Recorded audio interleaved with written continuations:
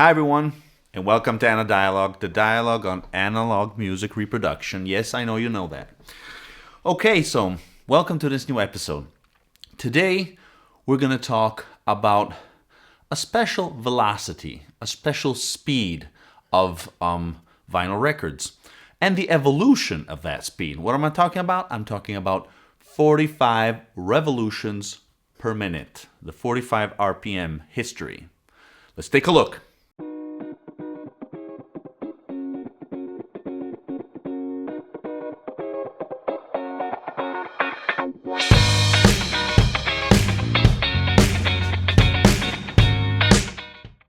Okay, so 45 RPM. You're thinking, okay, a video on singles. No, that's not truth. But we're starting from that. Let's see what I have in mind, what's in this video. We're going to see the evolution of 45 revolutions per minute, what that means. But let's take a step backward and let's try to analyze the history of this format, which is rather neglected sometimes and left apart. Obviously, because on this format were released for several decades what we know as singles. We still have that concept, also extended play, the AP, but everything comes from this. Have you ever thought about why it's called EP, extended play, while the normal vinyl records of 33 1/3 RPM are called long play? In respect to this, because this was the standard, just one song or two, depends, per side, plus the second phase with a little more songs was an EP, an extended play, or the LP, the long play, with a lot of songs, a lot of tracks. So this is the starting point on everything. And the first single came out thanks to RCA, the Recording Company of America, in 1949.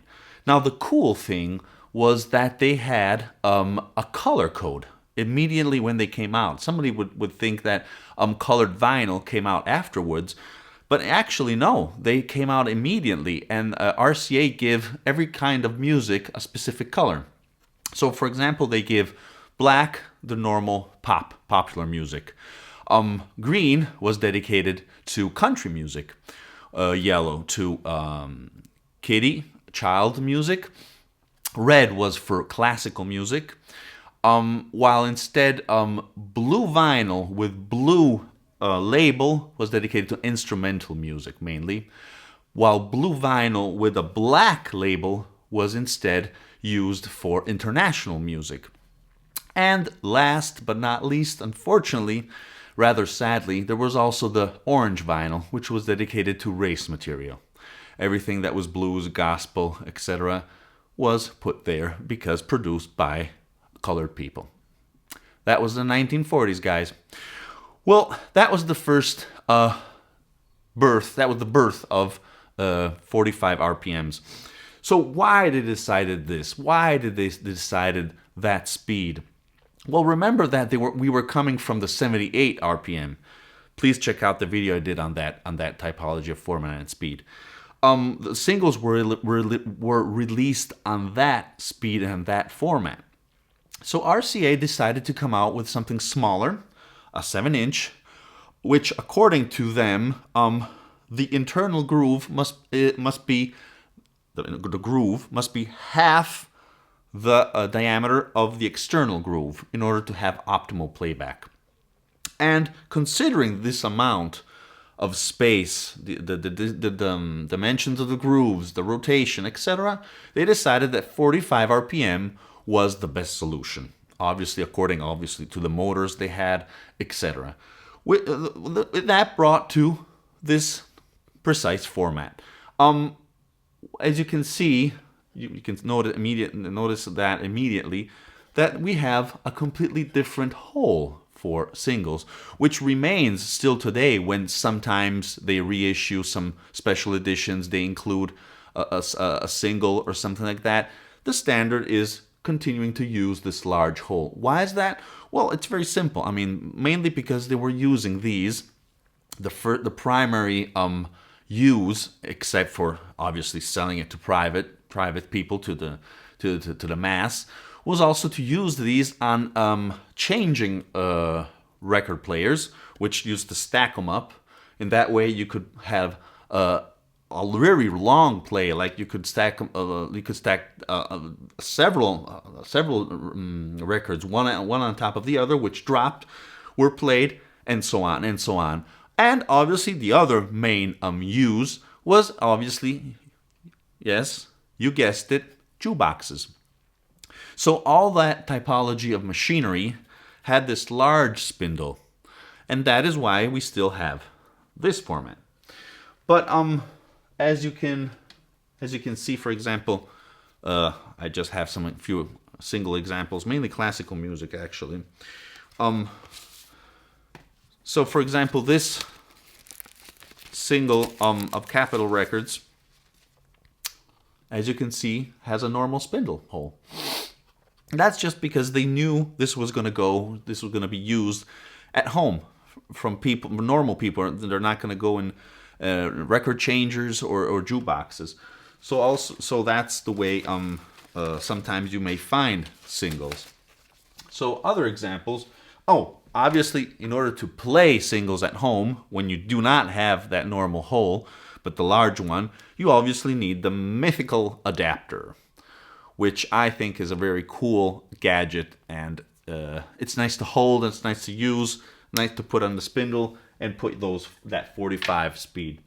But sometimes you also had a different option, a different construction, let's say, of your record, which was something like this, which we could call it double face.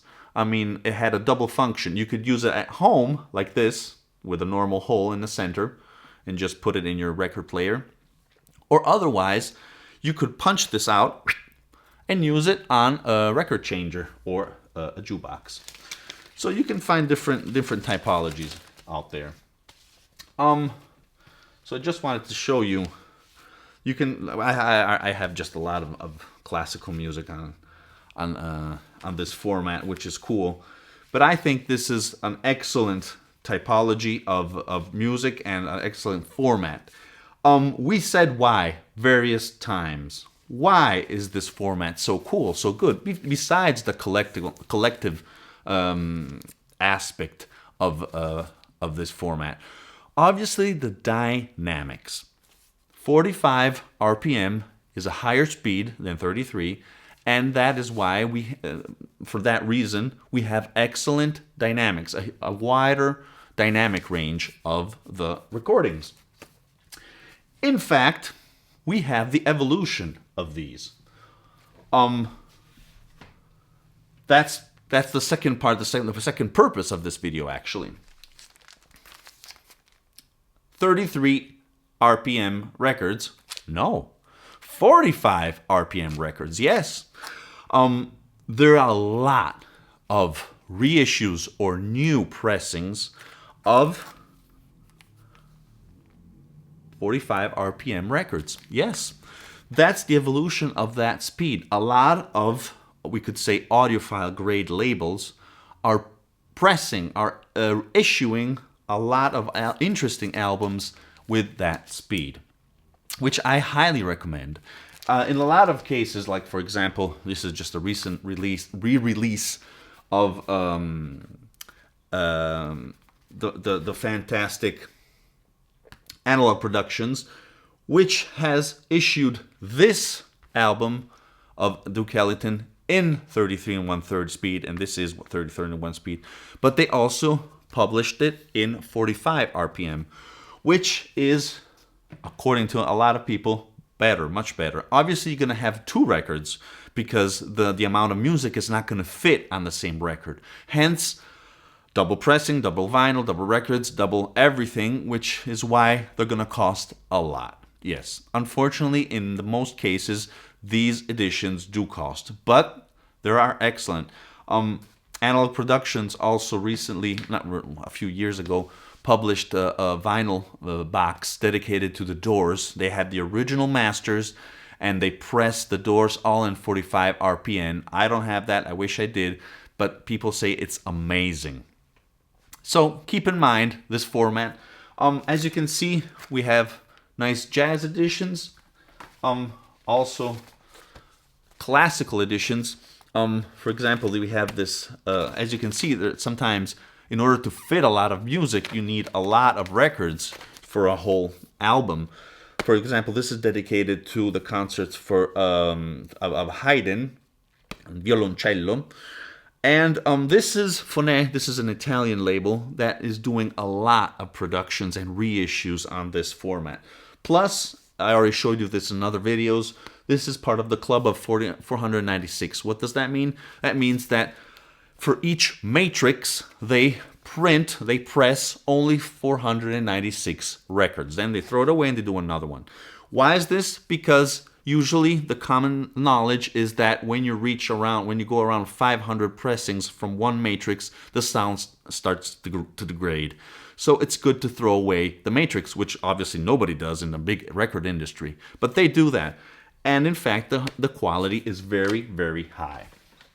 Another example with this percussionist, Munyungo, another excellent album I highly suggest. But apart from these strange editions, there's obviously something a little more famous. As I said, for example, there's this excellent album of Tony Bennett and Bill Evans on Fantasy. And, for example, as you can see, in most cases, they're limited editions, unfortunately. And this was issued in 45 RPM. Something very interesting, I think, which you should look out sometimes. I know it's difficult, but you never know. Sometimes labels, productions decide to issue a precise record, or besides the normal record, a 45 RPM release. As for example, this fabulous album of ZZ Top. Now this album, which I highly recommend, great rock. If you don't know ZZ Top, start from the end and you'll go back all the way to the beginning. The best records are back in the 70s for me. In this record, in a completely anonymous way, I would say, there's nothing indicated here, no whatsoever, but this is, as you can see here, a 45 RPM record album. In fact, it's on a double, on two records, because otherwise it's very difficult to have one single record on 45 all on the same two surfaces of a vinyl record. So always remember to check. A different example is this. I already showed you this in another video, but this is another excellent example. There is the basic version of this excellent album of Eric Clapton, which was issued in 33 1/3. But then there was also this edition by Surf Dog of 45 RPM. And as you can see here, I want to show you. As you can see here, the whole process of this was done with analog gear, which is kind of cool. See, Studer material. That is why they decided to issue this also in 45 RPM. And this version is much, much better, I must say, than the standard, and obviously than the CD. So guys, remember just to check if your favorite new album may be coming out in a 45 RPM format, because I mean, all turntables have that speed, I think. I would say 99%. So I'm sure you can have fun collecting these guys here. Or at the same time, try to find new fantastic issues in that speed.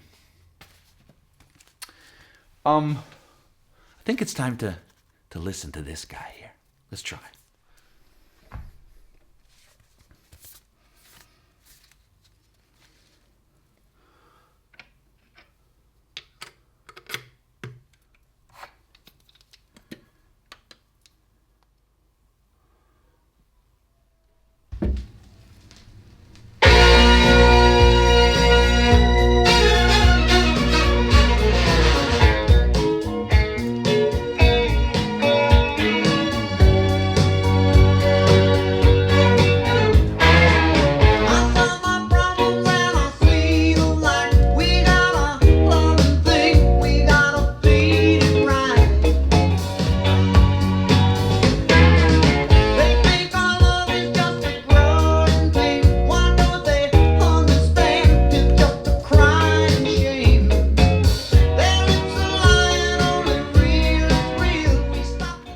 Well, okay guys, I hope you enjoyed this video.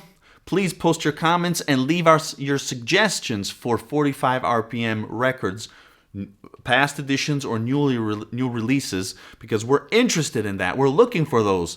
I am, at least. Thank you guys for watching again, and hope to see you soon. Bye.